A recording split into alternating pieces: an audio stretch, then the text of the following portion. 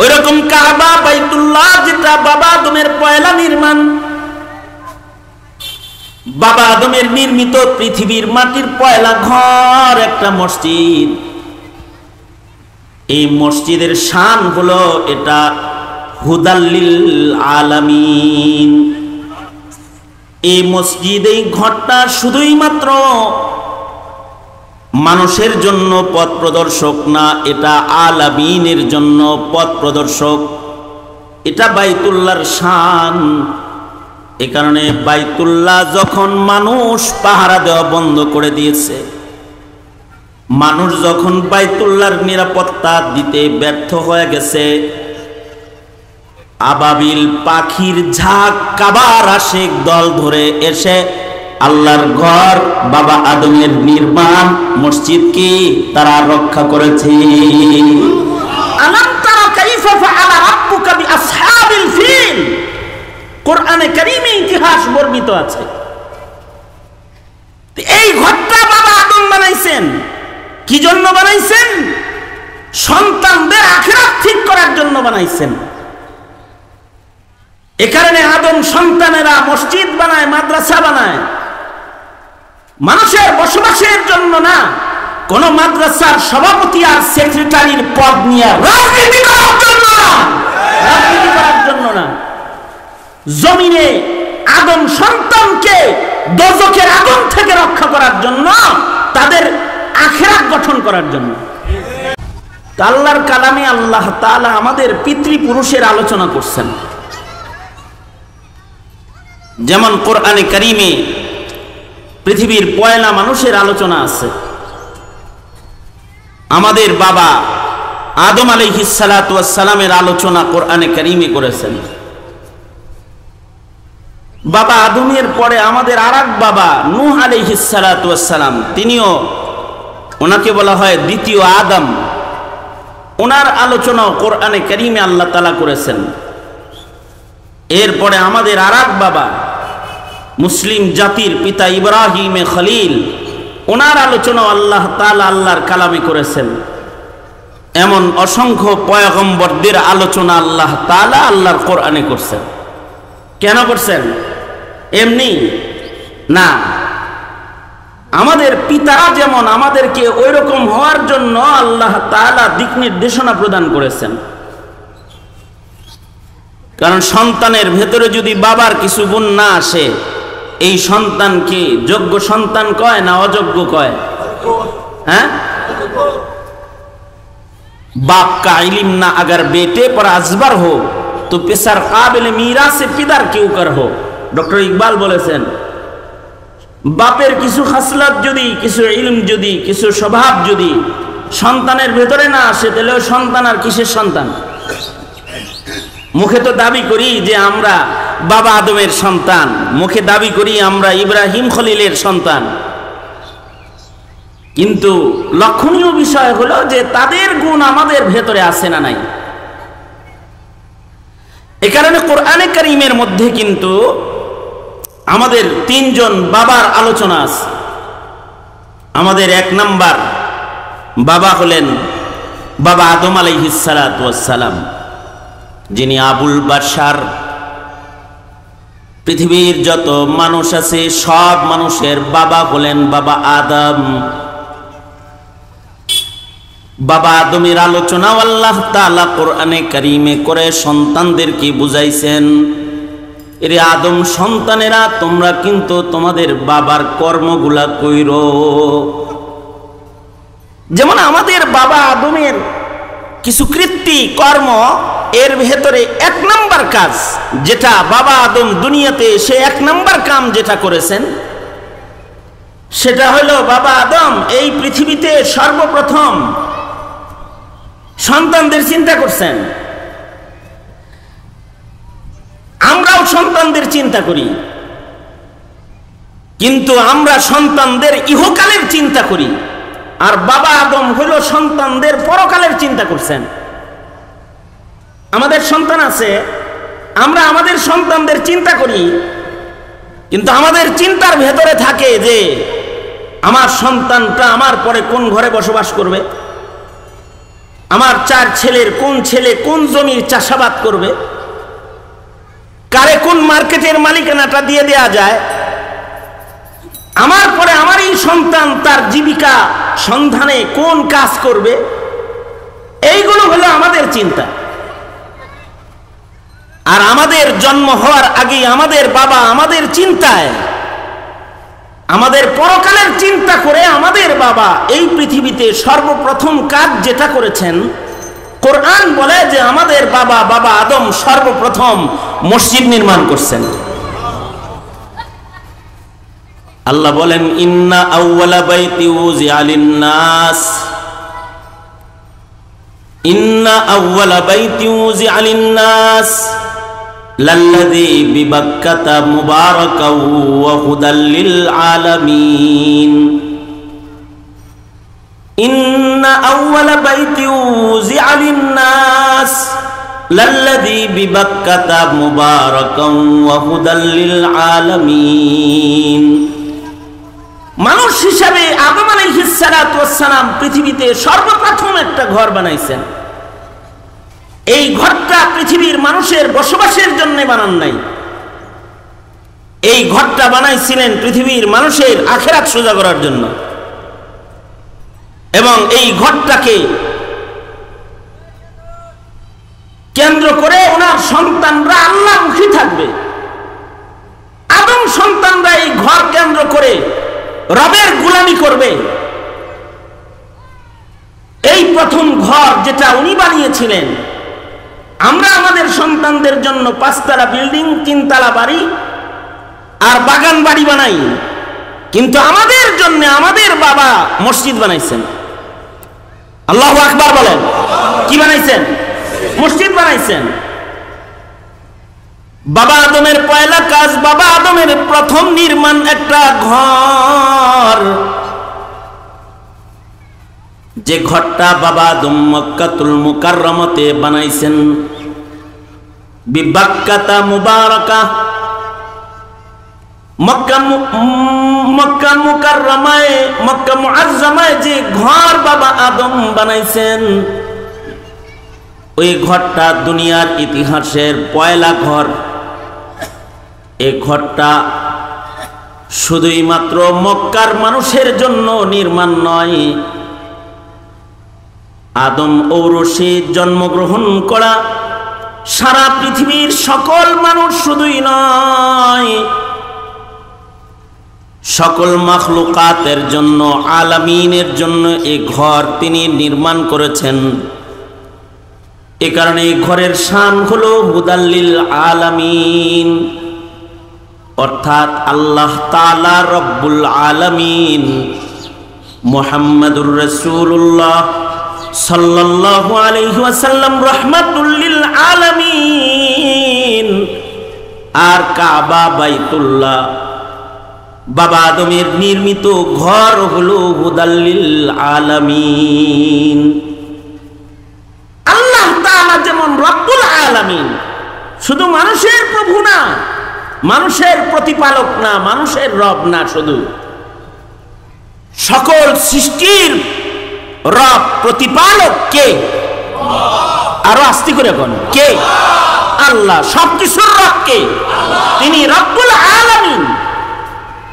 আর আমাদের নবী মুহাম্মদুর রাসূলুল্লাহ সাল্লাল্লাহু আলাইহি ওয়াসাল্লাম শুধুই মাত্র আমাদের নবী না, মানুষের নবী না, নবীর আগে যত নবী আসছে তাদেরও নবী, পৃথিবীতে যত কিছু আছে তাদেরও নবী, সকল মাখলুকাতের নবী। এমনকি গাছপালা, চন্দ্র সূর্য, পাখপাখালি, ছোটখাটো কিরা মাকড়, এগুলোর জন্য আমাদের নবীজি রহমত। নবী নবী রাহমাতুল লিল আলামিন। আল্লাহ যেমন রব্বুল আলামিন, আমাদের নবীজি হলেন রাহমাতুল লিল আলামিন। এই কারণেই আমাদের নবীজির আল্লাহর গোলামি যেমন সব মাখলুকেরা করে, ইউসাব্বিহু লিল্লাহি মা ফিস সামাওয়াতি ওয়া মা ফিল আরদ, আমাদের নবীর মুহাব্বত সবাই লালন পালন করে। যা কিছু আছে সবকিছু আমাদের নবীজির মুহাব্বত লালন পালন করে, এমনকি সকলে ফিরিস্তারা সহকারে আমাদের নবীজির নামে দরুদ পড়ে। এ কারণেই আমাদের নবীর প্রেম খালি মানুষ প্রকাশ করেছে তা না, পশু পাখিরাও নবীর প্রেম প্রকাশ করেছে। পাখিরা নবীজিকে নিজের ডানা দিয়ে ছায়া দিত, গাছেরা নবীজির জন্য ছায়া আগায় যেত। আল্লাহু আকবার বলেন। গাছ নবীজির প্রেমে কান্ত। হাদিস শরীফে আছে পাহাড় নবীর জন্য রুনা জারি করেছে। নবীজি নবী রাহমাতুল লিল আলামিন।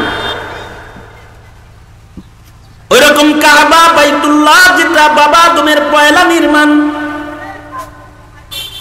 বাবা আদমের নির্মিত পৃথিবীর মাটির পয়লা ঘর একটা মসজিদ। এই মসজিদের শান হলো এটা হুদাল্লিল আলামিন। এই মসজিদ, এই ঘরটা শুধুই মাত্র মানুষের জন্য পথ প্রদর্শক না, এটা আলামিনের জন্য পথ প্রদর্শক। এটা বাইতুল্লাহর শান। এ কারণে বাইতুল্লাহ যখন মানুষ পাহারা দেওয়া বন্ধ করে দিয়েছে, মানুষ যখন বাইতুল্লাহর নিরাপত্তা দিতে ব্যর্থ হয়ে গেছে, আবাবিল পাখির ঝাঁক কাবার আশিক দল ধরে এসে আল্লাহর ঘর বাবা আদমের নির্মাণ মসজিদকে তারা রক্ষা করেছে। আলাম তারা কাইফা ফাআলা রাব্বুকা বিআসহাবিল ফিল, কোরআনে কারীমে ইতিহাস বর্ণিত আছে। এই ঘরটা বাবা আদম বানাইছেন। কি জন্য বানাইছেন? সন্তানদের আখিরাত ঠিক করার জন্য বানাইছেন। এ কারণে আদম সন্তানেরা মসজিদ বানায়, মাদ্রাসা বানায়, মানুষের বসবাসের জন্য না, কোন মাদ্রাসার সভাপতি আর সেক্রেটারির পদ নিয়ে রাজনীতি করার জন্য না, রাজনীতি করার জন্য না। জমিনে আদম সন্তানকে দোজখের আগুন থেকে রক্ষা করার জন্য, তাদের আখিরাত গঠন করার জন্য। বাবা আদম মাদ্রাসা বানালেন, মসজিদ বানালেন। আদম আলাইহিস সালাতু ওয়াস সালাম আলামিনের জন্য একটি ঘর নির্মাণ করলেন। বাবা আদমের পরে নূহ আলাইহিস সালাম পর্যন্ত ইতিহাস লেখে 10 পুরুষ। কয় পুরুষ? 10 পুরুষ। এখনকার মানুষের হায়াত কম, এখনকার মানুষের হায়াত তো আর বেশি না। এখনকার মানুষের হায়াত কিরকম? 100 বছরের হায়াতের মানুষ আপনাদের মিঠাপুকুরে অনেক আছে, তো অনেক আছে, অনেক নাই, কম আছে। হ্যাঁ আছে কিছু, কিন্তু অধিকাংশ মানুষের হায়াত এখন ছোট হয়ে গেছে। মানুষের হায়াত এখন কম, 60, 70, 50, 55, এর ভেতরে এক পুরুষ শেষ। কিন্তু আগের যুগে এক পুরুষের হায়াত ছিল 1000 বছর, 1200 বছর, 1100 বছর। নূহ আলাইহিস সালাতু ওয়াস সালাম দাওয়াত দিবেন 950 বছর। সুবহানাল্লাহ। আগামী কালকে বললেন, এই বসছেন 2-4 বার সুবহানাল্লাহ বললেও কিছু নেকি হইবে, নেকি হবে। হ্যাঁ, 950 বছর খালি দাওয়াতই দিবেন, তার মানে মানুষের হায়াত তখন 1000-এর উপরে। ধরে নিলাম নূহ নবী পর্যন্ত 10 পুরুষের সবার হায়াত 1000-এর উপরে ধরে নিলাম, তাতে কত বছর হইল 10 পুরুষে? হ্যাঁ, 10,000 বছর। কি সময়টা কি একেবারে ছোট না মোটামুটি লম্বা? এই 10,000 বছর মানুষের পেট থেকে মানুষ জন্মগ্রহণ করেছে। প্রথম যুগে তো এইরকম জন্মাইতো না যে সিঙ্গেল সিঙ্গেল, আর 2-এর পরে আর নাই, নারী কেটে দাও, অথবা নিয়ন্ত্রণ করো, সন্তান প্রজনন বন্ধ করে দাও, জন্ম বন্ধ করে দাও, জন্ম নিয়ন্ত্রণ করো। এগুলো তো আর তখন ছিল না। বরঞ্চ সিস্টেমটা যেটা ছিল সেটা হলো একবারে জোড়া জোড়া হইতো। মা হাওয়ার পেট থেকে একটা ছেলে একটা মেয়ে হইতো, প্রথমবারের মেয়ে দ্বিতীয়বারের ছেলের সাথে বিয়ে হইতো, মানুষ নাই তো, তার মানে জোড়া জোড়া জন্মাইতো। জোড়া জোড়া যদি জন্ম হয় আর যদি জন্ম নিয়ন্ত্রণের ফাইজলামি না হয়, তাহলে 10,000 বছরে জনসংখ্যা তাতে কি কম দাঁড়ায় না অনেক ভালোই দাঁড়ায়। আজ থেকে 40 বছর আগে প্রাইমারি স্কুলের বইয়ে লেখা ছিল বাংলাদেশের জনসংখ্যা 9 কোটি, 10 কোটি, 7 কোটি, এগুলো পাইছেন তাই না? এখন কত কোটি? হ্যাঁ, 17 কোটি, 22 কোটি। কয়েকদিন পরে আরো বেশি পাইবেন। এই যে বেশি পাইতেছেন, এটা কি জন্ম নিয়ন্ত্রণ বিহীন হালত নাকি জন্ম নিয়ন্ত্রণ পদ্ধতি সহ? হ্যাঁ, আগে এক সময় স্লোগান ছিল ছেলে মেয়ে 2 জনই যথেষ্ট। এখন মরে মরে এনজিওরা লিখে রেখেছে 1 জনই যথেষ্ট। এটা লিখে রেখেছে না? এই যে বাড়ল জনসংখ্যা, কত বছরে বাড়ছে? 100 বছর। মাত্র 40 বছরে যদি হয় জনসংখ্যা এরকম দ্বিগুণ, তাইলে ওই সময় 10,000 বছর যখন অতিক্রম করেছে, পৃথিবীতে মানুষের সংখ্যা কি খুব কম নাকি মোটামুটি হয়েছে? কিন্তু এত মানুষের ভেতরে আল্লাহ বলনেওয়ালা নাই। নূহ আলাইহিস সালাতু ওয়াস সালাম যখন দাওয়াত দিতেছেন, নবী আল্লাহর জিকির করতে কয়, জিকির করনেওয়ালা নাই। নবীজি আযান দেয় তো নামাজ পড়নেওয়ালা নাই। নবী আল্লাহর বিধান মানতে কয়, আল্লাহর বিধান মানতে মানুষের আগ্রহ নাই। তো নূহ আলাইহিস সালাতু ওয়াস সালাম তিক্ত বিরক্ত হয়ে একটা দোয়া করলেন, রব্বি লা তাযার আলাল আরদি মিনাল কাফিরিনা দাইয়ারা। ও আল্লাহ, যে নাফরমানদের কাছে তোমার কথা বললে শোনে না, তাদের এই জমিনে রাখার দরকার নাই, তাদের হালাক করে দাও। এ নাফরমানদের একটা ঘর বাড়িরও তুমি ছাড়ো না। পয়গম্বরের দোয়া কবুল হয়ে গেল, মহাপ্লাবন চলে আসলো। আল্লাহর নির্দেশে পয়গম্বর নৌকা বানাইলেন। ওই সময় পয়গম্বরের দাওয়াত কবুলকারী 3 সন্তানের ঔরসে তাফসীর লেখে মাত্র 80 জন পুরুষ ও নারী যারা মুমিন, তাদেরকে নিয়ে পয়গম্বর নূহ আলাইহিস সালাতু ওয়াস সালাম নৌকায় আরোহণ করলেন। নৌকাটা নির্মাণকারী বানাইছেন নূহ আলাইহিস সালাম। নির্দেশ হলো আল্লাহর নির্দেশে বানাইছেন। আর এই নায়ের ভেতরে কোনো বেঈমান ওঠার অধিকার রাখে না। এই নৌকায় শুধুই মাত্র তারা আরোহণ করবে যাদের ভেতরে ঈমান আছে, যাদের জবানে আছে লা ইলাহা ইল্লাল্লাহ, তারা আরোহণ করবে, বেঈমান আরোহণ করতে পারবে না। এখনকার লঞ্চ স্টিমারে তো নাস্তিক উঠে,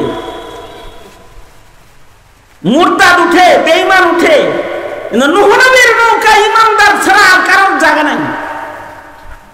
সঙ্গত কারণে পয়গম্বর নূহের ঔরসের এক সন্তানও ঈমান না থাকার কারণে নাই জায়গা পায় নাই, পাহাড়ে আশ্রয় নিয়েছে।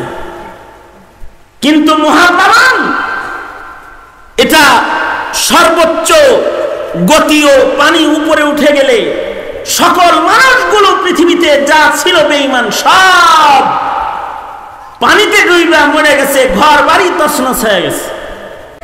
এবার পৃথিবীটা সেকেন্ড টাইম, দ্বিতীয়বার আবাদ হওয়া শুরু হয়েছে।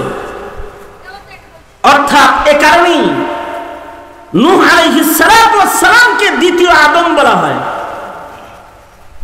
কিন্তু নূহ আলাইহিস সালাতু ওয়াস সালাম থেকে শুরু করে ইব্রাহিম আলাইহিস সালাম পর্যন্ত মশহুর কোন নবীর আগমন ঘটে নাই। মানুষগুলো আবার ধর্ম হারা হইতে হইতে সব আল্লাহর গোলাম না থেকে সব মূর্তি পূজক হয়ে গেছে, চাঁদের পূজাকারী হয়ে গেছে, সূর্যের পূজাকারী হয়ে গেছে। এবার আল্লাহর ফয়সালা হলো আল্লাহর গোলামদেরকে আল্লাহ তাআলা আরেকজন নির্বাচিত মানুষ দিয়ে আল্লাহর দিকে আহ্বান করবেন।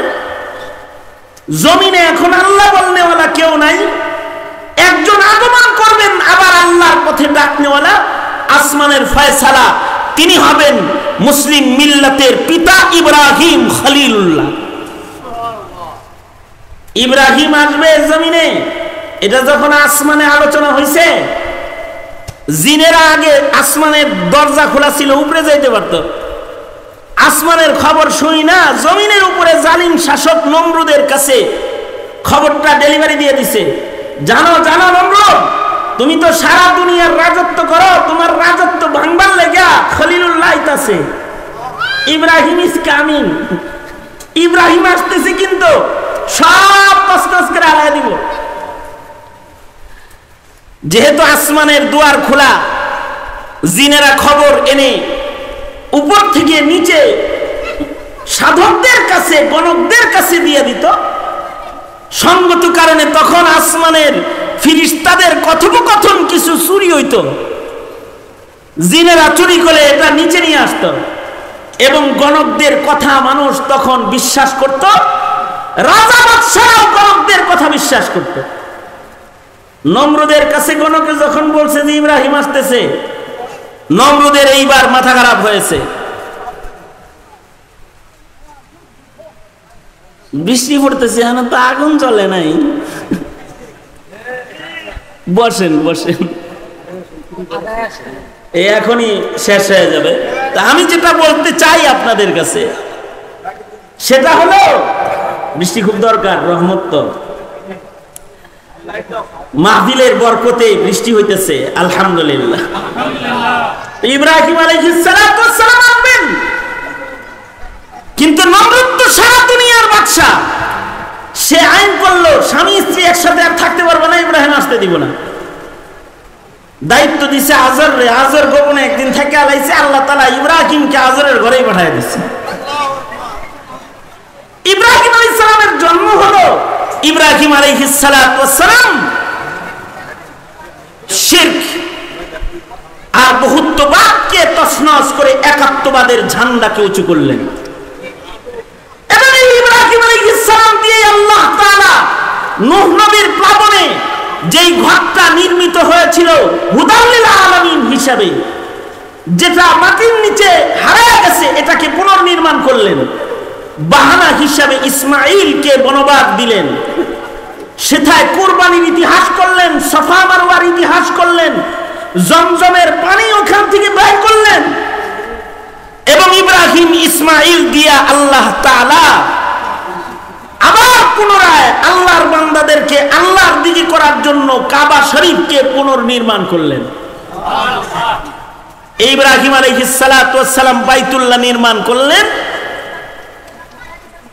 অবশিষ্ট মাটি কিছু বেঁচে গেল, যেটা বাইতুল্লাহ নির্মাণের পরে কিছু অবশিষ্ট মাটি বালি বেশি হয়ে গেছে। আল্লাহ তাআলা নির্দেশ করলেন, ইব্রাহিম এই অবশিষ্ট এই মাটিগুলোকে তুমি বাতাসে ছুঁড়ে মারো, এই মাটির কণা যেখানে গিয়ে পড়বে, তুমি যেমন তোমার সন্তানদের জন্য, ইসমাঈলের জন্য, তোমার সন্তানদের জন্য আমার ইবাদতগাহ ঘর নির্মাণ করেছ, তোমার বাইতুল্লাহ নির্মাণের অবশিষ্ট মাটির একটি অংশ যেথায় পড়বে, সেখানে তোমার সন্তানরা তাদের প্রজন্মের ঈমান রক্ষার জন্য মসজিদ মাদ্রাসা করবে। এই জায়গাটায় যেখানে আপনারা বসেছেন, এটা ওই জায়গা, এই মসজিদ এই মাদ্রাসা ওই জায়গা, যেই জায়গায় ইব্রাহিমের নিক্ষিপ্ত বালিকণা পড়ছে। ইব্রাহিম আলাইহিস সালাম যেমন সন্তানদের আখিরাত ঠিক করার জন্য মসজিদ মাদ্রাসা করেছেন, ওই রকম কিয়ামত পর্যন্ত ইব্রাহিমের সন্তানরা তাদের প্রজন্মের ঈমান রক্ষা করার জন্য এরকম মসজিদ মাদ্রাসা করবে। চুরি করার জন্য বিজাতীয় আক্রমণ আর ইসলাম বিদ্বেষী আগ্রাসন, মুসলমানদের ঈমানকে তছনছ করে দেওয়ার চক্রান্ত হামলা চলছে, নীলনকশা জারি আছে। এই সময় ইব্রাহিমের সন্তানদের দায়িত্ব হলো নিজের প্রজন্মের ঈমান রক্ষা করার জন্য মসজিদ আবাদ করা, মাদ্রাসা প্রতিষ্ঠা করা। এই ধারাবাহিকতা যেই জমিনে চালু থাকে সেই জমিন আল্লাহ পাকের রহমতে পরিপূর্ণ থাকে। এক সময় বুখারা, সামারকান্দ মসজিদ মাদ্রাসার রাজধানী ছিল, যেখানে সিহাসিত্তার হাদিস লেখা হয়েছে। এক সময় বাগদাদ তথা আরব বিশ্বের জায়গায় জায়গায় ইলমি দ্বীনের গবেষণাগার ছিল, যেখান থেকে মাযহাবের মাসাইল লেখা হয়েছে। সেই বুখারা, সামারকান্দকে আজ তালিম শূন্য করে দিয়ে শুকনো মরুভূমিতে রূপান্তরিত করেছে ইসলামের দুশমনেরা। আমাদের দেওবন্দি বাপদাদারা এই হিন্দুস্তান তথা ভারতবর্ষকে আবাদ করার জন্য দারুল উলুমের নিসবতে সারা ভারতবর্ষে মসজিদ মাদ্রাসার মাধ্যমে ভারতবর্ষের ঈমানকে তরতাজা করেছেন। এই তরতাজাটি হালতকে বন্ধ করার জন্য সরকারি বেসরকারি সকল অপশক্তি আজ মসজিদ মাদ্রাসার পিছনে লেগেছে। আজকে মাদ্রাসার ছাত্রদের গলায় জঙ্গিবাদের তকমা লাগানোর জন্য চেষ্টা চলছে। যারা তাসবিহ আর কোরআন আর সুন্নত নিয়ে যাদের জীবন গড়া, তাদেরকে সন্ত্রাসী অথবা টেরোরিস্ট হিসাবে জাতির কাছে পেশ করে, যারা শিক্ষাঙ্গনে প্রকাশ্যে দিবালোকে মানুষ হত্যাকারী, তাদেরকে দেশ পাহারাদার আর স্বাধীনতার সৈনিক হিসাবে পেশ করার চক্রান্ত চলছে। এই সময়ে আপনারা যারা এলাকার মানুষ, তাদের চোখ কান খোলা রাখতে হবে, মনে রাখতে হবে মসজিদ থাকবে, মাদ্রাসা থাকবে তো প্রজন্মের ঈমান থাকবে, মসজিদ মাদ্রাসা থাকবে না তো প্রজন্মের ঈমান থাকবে না। মসজিদ মাদ্রাসা থাকবে তো হাফেজে কোরআন থাকবে, জানাজা পড়ানোর মানুষ থাকবে, সুন্নতি দাফনের তরিকা থাকবে, হালাল হারাম বেঁচে চলার মানুষ থাকবে। এগুলো থাকবে না তো দিনহীন এক মরুভূমিতে এক মানবতার জীবন যাপন কিন্তু করতে হবে। সঙ্গত কারণে জমিনের মানুষের ঈমান রক্ষায় সবাই সতর্ক অবস্থান নিতে তৈরি আছেন তো ইনশাআল্লাহ? এই মসজিদ মাদ্রাসাকে হেফাজত করবেন তো ইনশাআল্লাহ? কারা কারা